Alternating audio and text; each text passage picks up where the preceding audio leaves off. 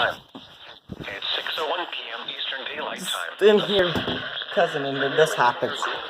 430 miles east of Terrell, moving east at 35 miles per hour. I was just sitting there making jokes.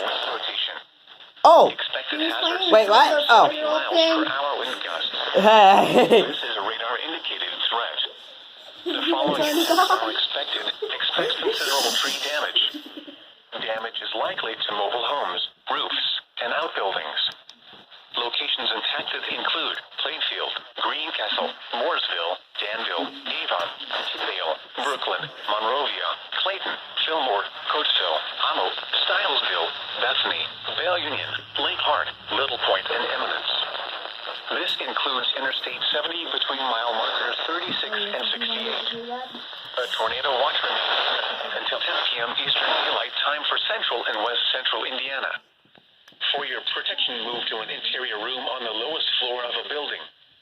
Repeating, a severe thunderstorm warning has been issued until 6:45 p.m. Eastern Daylight Time for the following counties in Indiana: Hendricks, Morgan, and Putnam. It's not here, luckily.